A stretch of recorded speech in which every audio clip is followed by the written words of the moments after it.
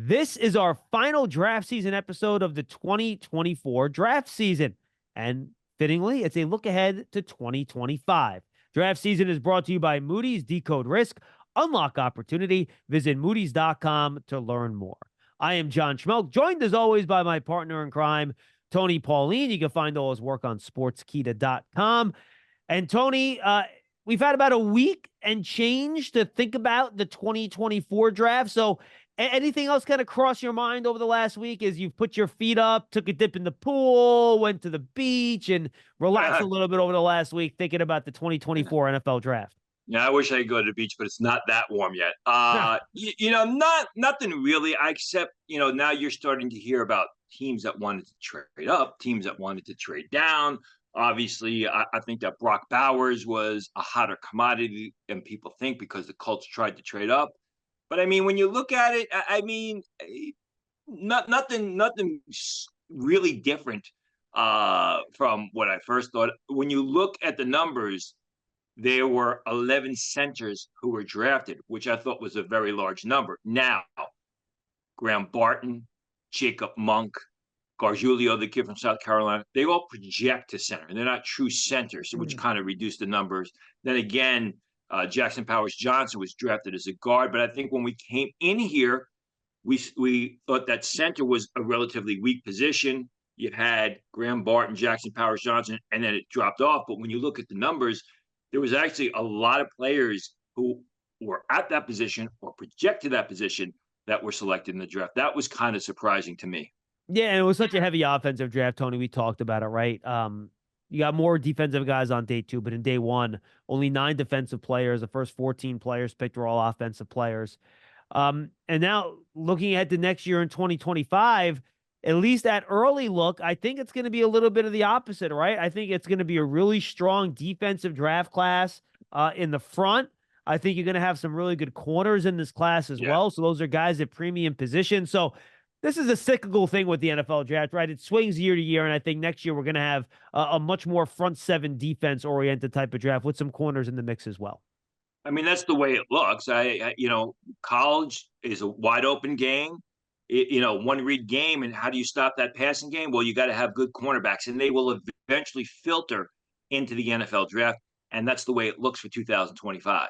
Yeah, absolutely. All right, but let's start with the big names. Obviously, people want to talk about the quarterback position here, Tony. I took a brief look. I had watched enough Quinn Ewers this year just because we thought he might come out, right? And we were watching a lot of Xavier Worthy and A.D. Mitchell and Jatavian Sanders. So I saw a lot of Quinn Ewers. I didn't watch any more of him.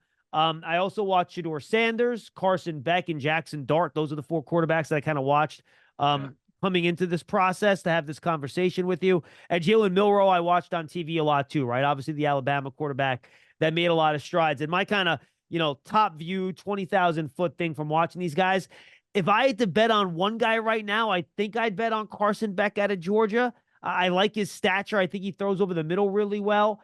Shedeur Sanders has the wow plays. He moves around well. He's mobile. Throws a great deep ball, but I want to see more than just the deep ball. Hopefully he gets better protection this year because that offensive line was a mess. So to his defense, he wasn't given the opportunity to do a lot of that stuff. A lot of people said, you better get your quarterback this year because next year it doesn't look like a quarterback draft. And I'd say be careful about that because, coming into the 2023 season, we knew about Caleb Williams. We knew about Drake May. But if I told you at this point last year when we were doing the show, or even in September of 2023, that Jaden Daniels was going to be the second pick of the draft, you would have laughed at me. If I told you that Michael Penix was going to have the year that he had and be a top 15 pick, you would have laughed at me. Bo Nix, we knew about Bo Nix. We didn't think he was going to be a top 12 pick, the 12th pick of the draft, but we did think he could be a late first rounder. The reason I said it is I see a lot of upside with these guys. Yeah, me too. I like Sanders' game a lot. Yeah, he's got to do more. Yes, he needs more protection. I don't think the fact that it's complete chaos in that program because of his father is going to help the situation. But if Shedeur Sanders is able to play the entire 2024 season, the way he did the beginning of 2023 when he looked terrific, I mean, he is going to be probably, I dare say, as highly rated as Caleb Williams. He has a little shorter, but he's got all the tools. And he makes plays in the pocket. He played. I think he plays from the pocket better than Caleb Williams. He's also able to make plays on the move as well. Carson Beck, I like. Jalen Milroe, I think Jalen Milroe has that Jaden Daniels type of potential. He's Absolutely. bigger. He's more athletic. I saw a guy who maybe he didn't show the same level of progression in his game that Jaden Daniels did last year, but he was a much better passer and a much better quarterback at the end of 2023 than he was at the beginning of 2023. He really turned from athlete and, you know, uh, running quarterback who occasionally runs, who occasionally passes, into a passer. I love his upside. Quinn Ewers, Quinn Ewers is sort of like the Drake May in the sense that his good tape is outstanding. But sometimes he makes some throws, there's some plays you're like, what's going on? What is he thinking about? So Quinn Ewers is one of those guys where if he plays well, he's going to have Manning, Arch Manning, breathing down his neck. So he better be on the top of his game on every single snap. But again, his great tape is good. The bad tape is kind of head scratching. I'm And not I sure thought, yours, real quick, Tony. I don't think yours has the overall toolkit that Drake May has, though, in terms of arm strength and stuff like that. He reminds me a little bit more of like Bo Nix in terms of the level of his arm. He can move around a little bit. That's more the level of the prospect that I see him being. Now, again, I never thought Bo Nix would go top 15, so maybe I shouldn't say this because I'll look like a fool. Like, I'd be surprised if yours played to the point where he's a top 15 pick next year, myself. maybe, but again, I go back to Jaden Daniels and Bo Nix is a top 15 pick. Yeah. I think the wild card in all of this is Jackson Dart. I liked him. I liked his tape, Tony. I thought it was good. I don't know why Jackson Dart doesn't get more love. I've always thought of this guy as a potential first round pick. Maybe it's the system, but he's had great success with a lot of different receivers. I think he made the right decision going back to school. But I mean, if there's a wild card at the top of the draft, or at least within the first 32 picks on my board, it would be Jackson Dart, who I have a lot of affection for Jackson Dart's game. Yeah, I think I'm guessing it's the system, Tony. They run that, air raid style. It's a lot of vertical stuff. So maybe people have a hard time, getting a feel for him, but he's a pretty good athlete. He's got really good touch and accuracy going down the field. I'm with you. If he can develop a little bit, and I think we could easily have two, this is not going to be the Kenny Pickett class, in my opinion. Now, maybe these guys fall apart and, Shedeur Sanders gets hurt. He doesn't come back and Carson Beck stays another year. Look, any of that stuff on the table. We're so early. Any of that can happen. But I think we're going to have 2 or 3 probably first-round quarterbacks in next year's class based on what I saw watching their tape in 2023. I mean, you had 5 in the top 12 picks this year, right? So, I mean, I think at best you could have Sanders, Ewers. I'm going to throw Milroe in there, Carson Beck, and maybe Jackson Dart. So, and again, this is just forecasting because of the position. Obviously, you're going to need 5 teams that need quarterbacks, which I'm sure that will surface. But you're right. I mean, if they fall apart, you're going to have maybe 2. But if they play at the level they are capable of, you could have a handful. Yeah, especially the way teams are trying to get those, quarterbacks on rookie contracts and get them in the building. It's become so valuable. All right, let's jump over to wide receiver, Tony. It's another one of the flash positions that people get excited about. And boy, there are some interesting players here that I got. And what I like about the class, Tony, it's a lot of different shapes, styles, and abilities in the group. I'm gonna butcher this. Petaroa McMillan from Arizona. He's kind of your big, rangy guy who can get down the field, makes contested catches. I don't know how explosive and what his top speed's going to be, but he's got really good hands. He's flexible. I think he's going to be a really, really good NFL wide receiver. He comes at 6'5", 205. He's a dominant game breaker, without a doubt. I remember watching him and texting his name to a buddy, and he said he's going to be a top, and this was early on, he said he'd be a top 3 receiver in 2025. The speed and quickness are not there on film, but the ability to take over a game a la Marvin Harrison, you see that with McMillan. And the fact that he not only stayed at Arizona was very interesting. And then, like you said, different types, different playing styles. you got McMillan, and right behind him, on my board anyway, you got Luther Burden and Isaiah Bond, who are your Yeah. game breakers, who are your explosive playmaking threats, the guys who can stretch the field, the guys that teams are going to have to, worry about. The cornerbacks are going to have to step back another couple of yards to guard against their deep speed. Same thing with the safety, and the guys that also bring that return ability with them. Yeah, Bond is more of your, I think, Xavier Worthy class of receiver. Again, I'm not saying he's going to run a 4-2-1, but he's your smaller speed over the top guy. And then Luther Burden, dude, he's fun. My gosh, you watch him. He's like a more athletic version of, he's 5'11, 208. He's very thick. His run after the catch is ridiculous, Tony. But it's like he's like a mini Debo. He's like Debo Samuel style, except I think he's already a little bit of a better route runner than Debo was coming out. And I think he's faster than Debo Samuel was coming out. Debo's a little thicker, I think, than Burden is. But this is a guy that out of Missouri who is going to be a really dynamic run after catch guy that teams are going to be all over in this process. And the interesting thing is they got their quarterback coming back, so it's not like he's going to have to learn with a new quarterback, and that ability as a return specialist, especially with the new return rules in the NFL, are really going to help Burden. Yeah, it makes a lot of people miss, gets speed over the top, can do a whole lot of stuff. A couple of the guys I want to mention, Tony. Emeka Egbuka is someone that we talked a lot about this year. Kind of your solid possession guy, not super explosive, but good route runner, good hands. Evan Stewart out of Oregon, and I apologize, guys, I'm reading my notes here. I don't have all these guys memorized yet. He comes out of Oregon, 6 foot 175. Again, a little smaller, not sure about the play strength stuff, but he's really quick. He can win from the slot. He's got some speed.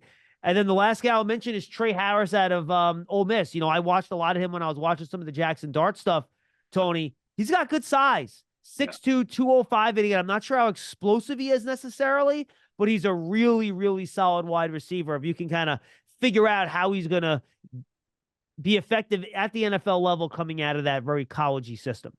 A little bit streaky, started off the season really hot, then kind of disappeared. But at the top end of his game, you're looking at a potential number 2 receiver. You mentioned Egbuka. A lot of people thought he was going to enter the draft. Torrey Horton out of Colorado State, who I think surprised people going back to Colorado State, although he didn't have the greatest year. He's a potential day 2 prospect if he elevates his game. I also happen to like Jaleel Farouk of Oklahoma, more of your bigger possession type of receiver. A lot of guys who went back to keep an eye on. DeQuan Felton of Virginia Tech, the Anton Wells kid, formerly of South Carolina. He transferred. Silas Bolden of Oregon State. I mean, these are guys who, if they entered this year's draft, would have been selected somewhere in day 3 of the draft. They go back, they have a good year. If they have good testing, they could potentially get into day 2. Speaking of transfers, Tony, at the running back position, Quinshon Judkins went to Ohio State. He was with Ole Miss last year, right, if I remember correctly. Yeah. And he's another one of these guys that's fun. He's kind of like that small, compact running back that, kind of he ran a little bit. He's 5'11". I don't know what his top speed's going to be. I don't think he's going to be like a sub 4.4, sub 4.5 guy. But he's got good vision, Tony. He's really quick. He can make people miss. He's low to the ground. He's got contact balance. Boy, in that Ohio State offense, look out. Yep. He is going to have a monster season. Just as long as the offensive line takes the next step up, and that's a perfect fit for the Chip Kelly offense because Chip Kelly's running the offense there. And, again, projecting it, I don't know if there's going to be any first-round running backs. Maybe Judkins, maybe Ollie Gordon of Oklahoma State we'll talk about. But again, there's a variety of different types of players there. It'll be interesting to see how he does in an offense at Ohio State, which is usually a downhill, pound you, Big Ten sort of offense. Now they got Chip Kelly there. And they also have Trayvon Henderson, the other running back from Ohio State, who right now I project as a 4th-round pick. He surprised some people by going back, although it was a good thing he went back because he was injured last year. But he also has NFL potential. So how they use those guys, rotate them, only one football, you got 2 very talented running backs there. Yeah, Judkins checked in. He's listed at 5'11", 210. I buy the 210. I'm not sure I buy the 211, the 5'11 part of that equation, Tony. Like, if he shows up at the Senior Bowl next year, wherever he goes at the combine, wherever you see him first, and he checks in at like 5'9.5", That would not surprise me watching him on tape. So I'm curious to see height-wise. Ollie Gordon, a little bit bigger, Tony, 6'1", 211. And I think he's just a really solid back again. I'm not sure he has the explosive to get into the first round, but he breaks tackles.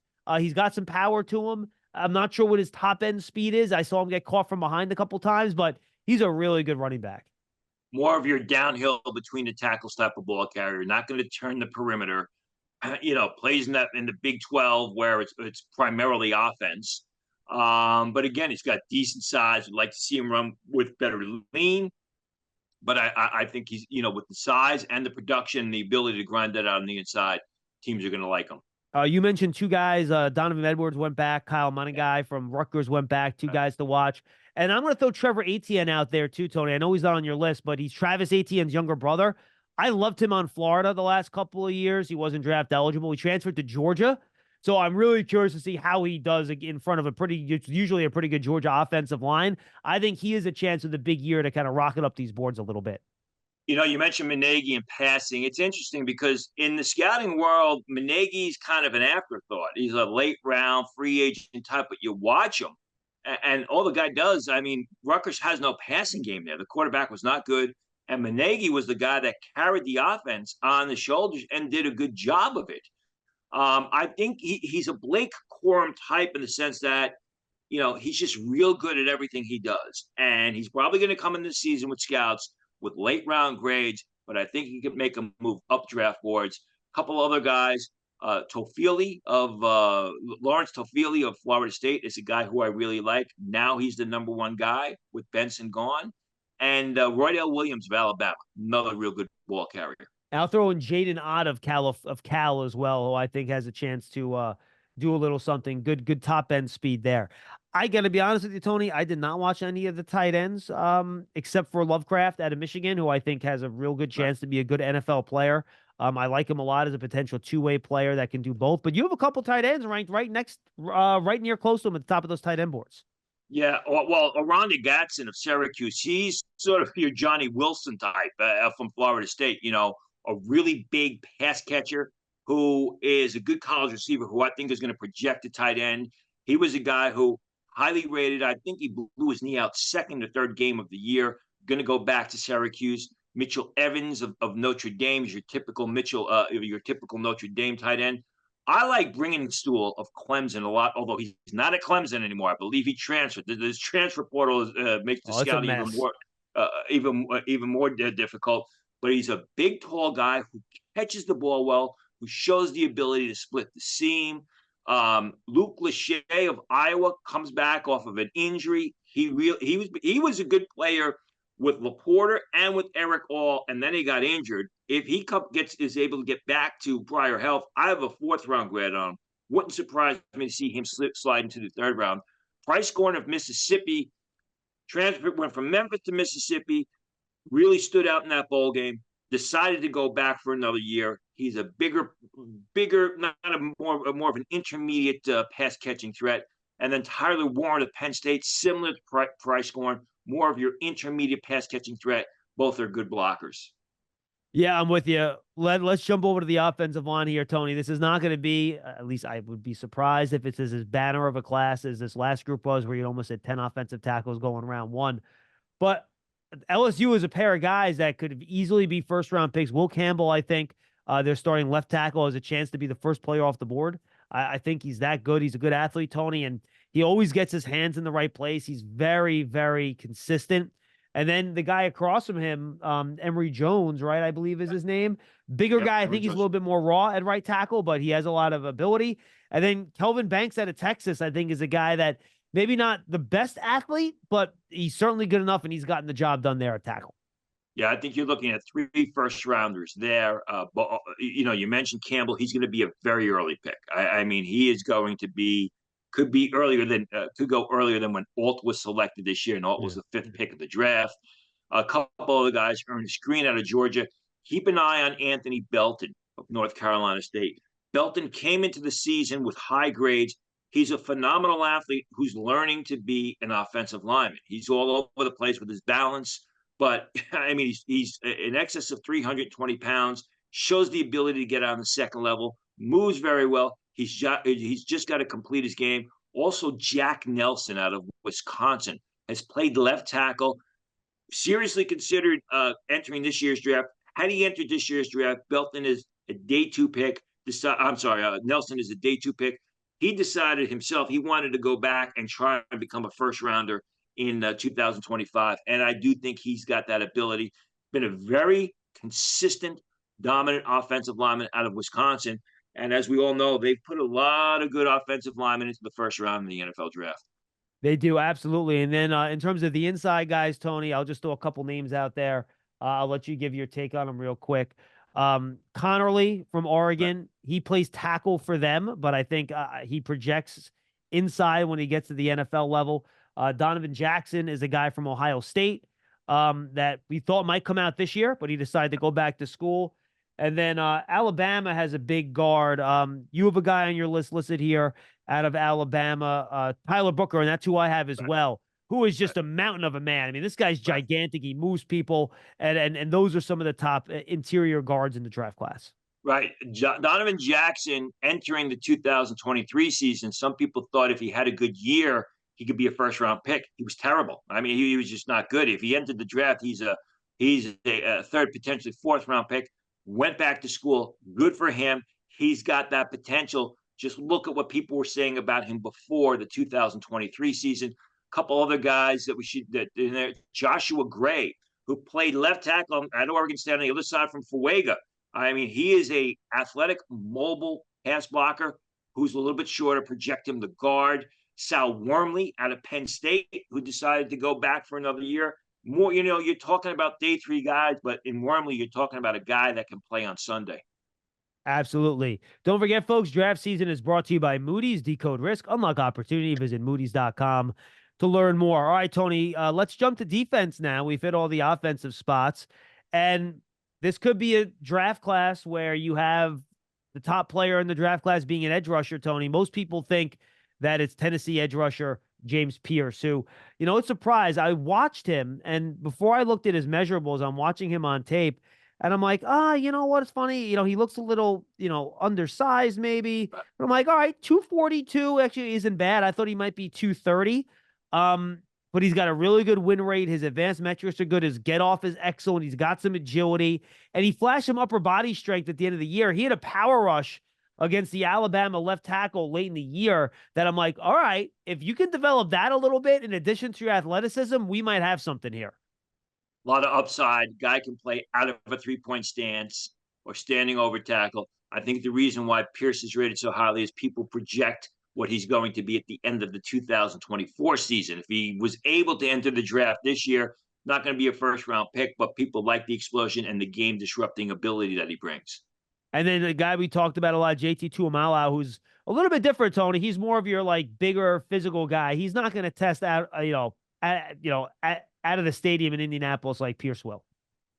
Very explosive, a guy who's also athletic, sort of not as athletic as Chop Robbins, but in the sense that he's not just a pass rusher. He can make plays out into space. Had some big plays at specific times last year for Ohio State in that Michigan game. That entire Michigan defense, Ohio State defense was spotty, but Tuimaola, came up big in the important spot. I mean, most all of those guys from Ohio State went back, except for Marvin Harrison, obviously. Tuimaola is will lead that defense, and he's a terrific player. Yeah, he absolutely is. I'm with you on that. Ashton Gillott out of Louisville is someone we talked about this year, Tony. He'll be in next year's class. It'll be fun. I'm going to start mixing in some of the edge guys, some of the outside linebackers on your list, just because they're going to rush the passer a little bit. But Michael Williams out of Georgia, Tony, this is a guy, when I watched him, I wrote down, again, he doesn't look 265 on tape, but that's what he's listed at. And for a guy that moves that well at 265, raw power rusher with big-time athletic upside. So he could be the next big-time Georgia defender. I think if he kind of trims up a lot of his technique, uses his hands a little bit better, because he's got the size and athleticism, Tony, to be a really good pro. Yeah, a 2025 mock draft that I did will be posted on Sports Skeeter real soon. And he was the last pick around 1. So he's entering the season as a potential first-round pick. It's just a matter of, can he, take his game to the next level? Can he get a little bit stronger? All right, let's go to a couple of these hybrid guys, and it's Patrick Payton out of Florida State. 6'5", 239, very quick and twitchy, a lot of speed, flash using his length a little bit. But again, looks like a very slender guy to me. I want to see more of a burst finishing. And then another similar guy to him is Abdul Carter, who's 6'3", 250. And with those two Penn State edge rushers last year, Tony, with Adisa Isaac and Chop Robinson, he was standing up behind the middle of the line a lot. He was almost used as a stand-up joker blitzer, but you certainly saw his raw athleticism where if they put him on the edge action here and he develops a little bit, he's got all the tools you want for him to develop into one of those guys that can win off the edge with speed. But he's also, in my opinion, my form of Dallas Turn, in the sense that everybody's going to brand him as an edge rusher. Yet he shows the ability to be, a real good linebacker, to play the run, to get off the line in pass coverage and get depth on his pass drops. Shows ability in pursuit. So he's got a lot of upside potential. It's a matter of him completing his game, but he's more than just an edge rusher. I think he's a 3-down linebacker. And I'll throw Jack Sawyer in there too, Tony. He's a little bit bigger. If you want a bigger defensive end, 6'4", 265, you have him in your outside linebacker category as well. To me, he's just a really solid player, Tony. Like, I don't think he's going to test as well as like the Nick Bosa's of the world and stuff like that, but he plays the run. He rushes the passer. He's a solid all-around player. And I think, he'll, whether it's in the first round next year and he gets drafted or if he slides into the early second, we'll see what kind of year he has for Ohio State. But I think he's going to be a very, very solid pro. Needs to up his game and play more consistently. Same thing with Tuimayola. Was, streaky last year, would disappear for stretches. I'm going to throw in Tyrone Powell of Rutgers. Keep an eye on this guy. Decided to go back when he could have entered the draft. 6'4", 245 pounds, runs in the 4.6s, can rush the passer. Rutgers uses him more as a traditional linebacker off the line and in pursuit, and he does an outstanding job. This guy's got great potential. This guy's a real good football player, and he has incredible measurables. But what happens is, because he's used as more of a traditional linebacker at Rutgers, people really don't pay attention to him, but he's well known in the scouting community. Some people have said he could be a first-round pick. I don't know about that, but I think he's definitely, if he has the season, if he just matches what he did in 2023, I think Powell is a day 2 pick in the 2025 draft. Yeah, I'll throw out one favorite that I watched, Tony. Nick Scorton, who was with Purdue last year, transferred to Texas A&M, 6'4", 260. He's got a filthy inside spin move off the edge. He has the size to play the run. Very twitchy. I'm curious to see how he does going to Texas A&M, who, by the way, just looking at it, Texas A&M has some players, man. Like, they got some players in the transfer portal, Tony. That team, I think, might make a little noise next year if they can figure out their quarterback spot. And the coach as well. Now that they may have a good coach now, because they always underachieved under Jimbo Fisher, but they also lost a lot of players who left Texas A&M. But they've got the money there. They can recruit these guys with the NIL. I think it's just a matter of that coach putting the pieces together and getting them to play to their level of ability. And we talked about it being a good edge class, Tony. This is a hell of a defensive tackle class, and I do not say this lightly because I'm watch Dexter Lawrence here every day, and I watch him play the way he plays. Watching Deion Walker from Kentucky on tape, he reminded me of Dexter Lawrence. The guy checks in at 348 pounds at 6'6". They played him on the edge sometimes, Tony. He's such a good athlete. He plays up and down the line. He's gigantic. He's powerful. He uses his hands well. He's quick. This guy is an absolute monster. I think he's going to test really well for a guy his size. I think he could easily be a top 5 pick in this year's draft. Going to have to play at a high level every single down because if a guy that big starts to take plays off, it's going to raise some red flags, and there's going to be a lot of questions asked. I agree with everything you said, but it's just a matter of him, just dominating the action and playing hard, even when the outcome of the game is already at hand and everyone knows what it's going to be. We've seen some solid players coming out of Michigan on the defensive line, Tony, but here comes a couple of guys that can, I think, have star-level potential in Mason Graham and Kenneth Grant. Two guys who, again, much like Walker, you watch them on tape and you're like, wow, these guys move really well. And then you're even more impressed when you look it up. And Mason Graham weighs in at 318 pounds, but he moves around like somebody that's 290 pounds. And then Kenneth Grant's 339, and Yeah. he moves around somebody that looks like he's 305. Those two guys are really good players, and both of them, I think, could be first-round picks. And I think I'm expecting Grant to take his game to a next level. He's explosive, he's mean, he's nasty, he's got a closing burst. He shows himself to be a good pass rusher for such a big guy. He made some impactful plays last year at Michigan.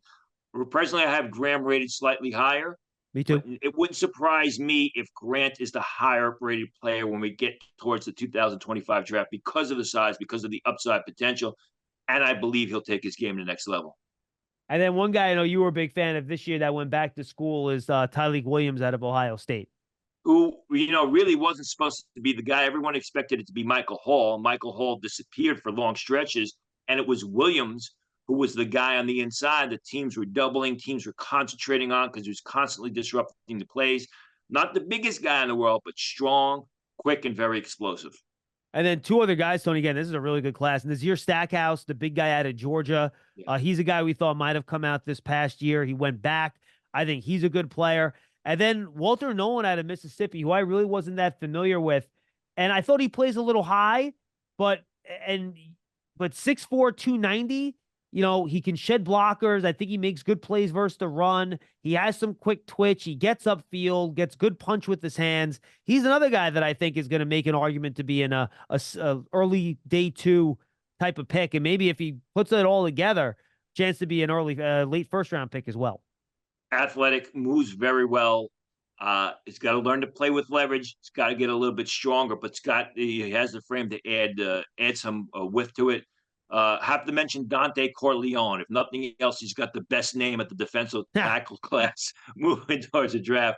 But he's another quick, explosive guy who caused a disruption up for Cincinnati and was a terrific player. Surprised a lot of people by going back to school. Your thoughts on the linebacker class, Tone? I actually like it. I mean, first you got to start with on the inside, Harold Perkins, who is going to be called an edge rusher. But again, I mean, he's a guy who plays the run well. He's outstanding in pursuit. He's caused an impact the past 2 years at LSU. He runs to the ball incredibly well. He's nasty. He's explosive. Danny Stutzman out of Oklahoma, another inside middle linebacker type who shows some ability in coverage. I think there are a lot of good off-the-ball linebackers on the outside. Barrett Carter out of Clemson, who I think surprised a lot of people going back to school this year. Samuel Mondone Jr. from Georgia, again, gave all indications that he was going to enter the draft, would have been a second-round pick, then reverse course. I'm sure he got a very nice NIL deal. And got to keep an eye on Power Eccles out of North Carolina. Right now, I have him graded as a third-round choice. A little bit smaller, but very explosive, covers a lot of area, goes sideline to sideline, good in coverage as well, fires up the field and gives a lot of effort defending the run. All right, let's go to cornerback, Tony. And this guy might not be the highest rated corner, but I think he's the most interesting player at the position because he plays more than one position. So let's start with Travis Hunter here out of Colorado. Missed some games last year due to injury, played almost full-time in wide receiver and corner, which is unprecedented. I think he's probably a little bit more polished at corner, though I think some of the technique stuff he still needs to work on. But his instincts, Tony, of reading the quarterback, jumping routes, he has hands like a wide receiver, makes plays on the ball. He reminds me a lot of the way Trayvon Diggs plays, to be quite honest with you. And I know it'll be interesting to see how teams view him in terms of position and whether or not he could be a two-way player in the pros. Yeah, very explosive, very athletic, fast. I think the problem is being a two-way player on the college level probably detracts him from being great at one position. But having to play cornerback and receiver takes away from his cornerback skills. I agree with you. I think it'll be cornerback because of the size, because of the priority position, but he's got a ton of upside. It'll be interesting to see. I mean, that's one of the guys that Deion Sanders, along with his son, says, well, he's only going to play at certain cities at the next level. That's a story to keep an eye on.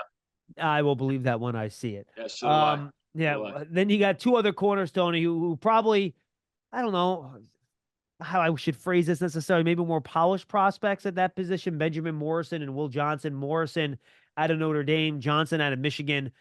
Both those guys, it was fun watching them guard Marvin Harrison Jr. last year. Good Ohio State tape for both of them. They both gave up a couple plays to Marvin Harrison Jr., which is not a surprise because Marvin Harrison Jr. is really, really good. Will Johnson also got beaten on a couple double moves by Roma Dunze in the national title game for Michigan. But both those guys have top 10 potential. And you remember, whether it's Hunter, whether it's Morrison, whether it's Will Johnson, we're grading these guys as true sophomores. Yep. So, now they're going to be third-year juniors. I love Will Johnson. I think Will Johnson can be a very early pick in the draft. I like his skills. I love his ability to make plays with his back to the ball. He doesn't do a lot of face guarding. He gets his head back around. He does a great job positioning himself against opponents to make plays.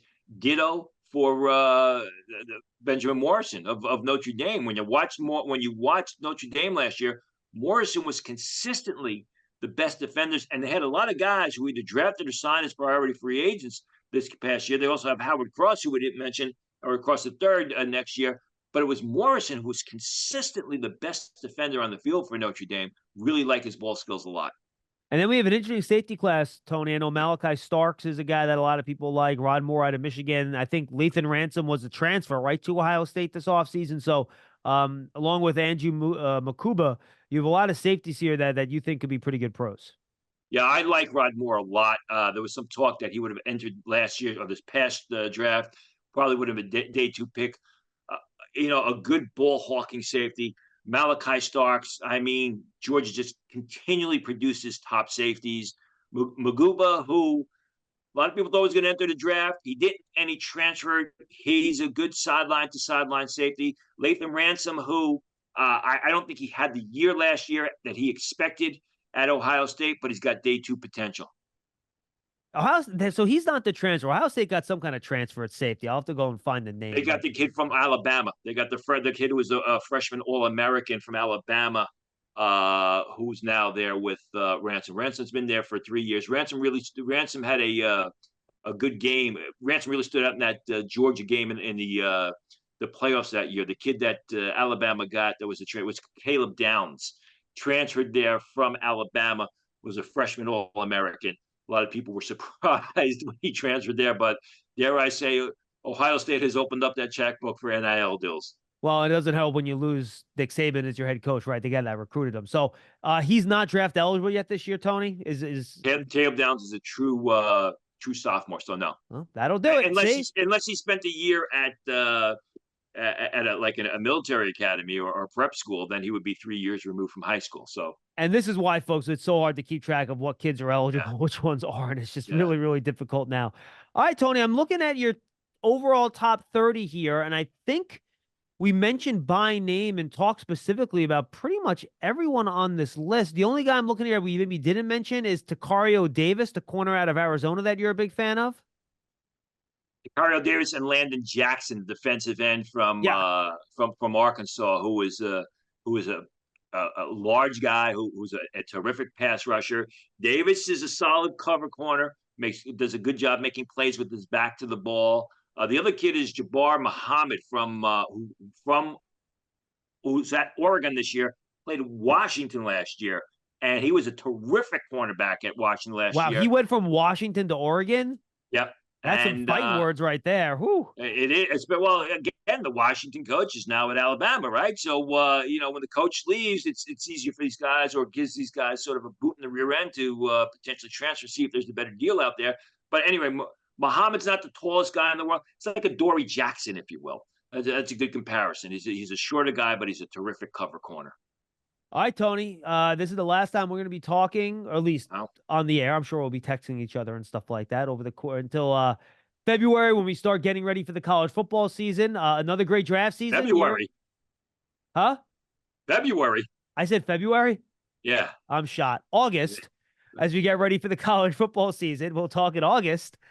Gosh. It's been a long few months, folks. Exactly. Give me a break. Exactly. Give me either your final thoughts on the 2024. You can look ahead to 2025, Tony. The floor is yours. Give me final thoughts until we talk again in August. Yeah, I mean, it's a little bit of downtime now. I mean, I'm sure, like you, what'll happen is a couple of weeks I'll get stir crazy, start pulling out the tape, and start going over it again to get ready for 2025.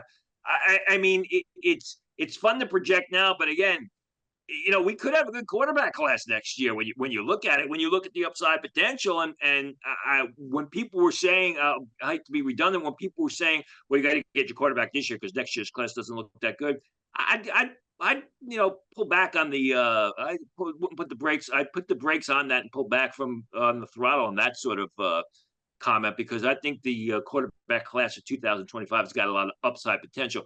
Whether they meet that potential remains to be seen. And by the way, Denzel Burke is another corner we didn't mention, but we talked about him a lot last year. He went back to Ohio State, so he'll be in the draft class again this year. And Tony, I think we're looking at kind of the blue blood programs again, right? They're going to be good in college football this year. I am far from a college football expert. I can just go by the type of who has the best players. And I think Ohio State's going to be really, really good. I think they have a good chance to knock Michigan off that perch in the Big Ten. I mean, we'll see. It's a new era at Alabama. We don't know for sure. I don't see as many Georgia defenders on our prospect list as we usually do. So I'm curious to see what that program looks like. And then Texas and Texas A&M and, those other schools with the conference realignment. It's going to be interesting to see how all this kind of plays out. And what really I think is a transition year in college football with the new conferences, no more Jim Harbaugh, no more Nick Saban. How is everything going to look when everything kind of settles in this year in college football? And it can be crazy with, USC, UCLA, Oregon, and Washington now in the Big Ten. Now those teams got to make cross-country trips for some games, which, is going to be something to watch. My own opinion, right now, looking at it from the outside in, I think Mississippi's a sleeper team. I think they brought a lot of people back. They seem to be headed in the right direction. I think the fact that Nick Saban's not going to be there in Alabama, we expect them to take a step back. There's a door opening for Mississippi. So I think that's a sleeper team to keep an eye on. That's a great call. And their offense, if their defense can keep up with their offense, I think they have a real chance to win the SEC, Tony. I think that's a really good poll. I'm with you on that. All right, Tone, enjoy your next couple months off from doing this. At least I know you're doing a lot of other work, obviously, but keep up the good work and we'll catch up with you in August. See you, John. Thanks. That's our final 2024 version of draft season. Of course, it was all brought to you by Moody's. We thank them for sponsoring us the last few months throughout this draft process.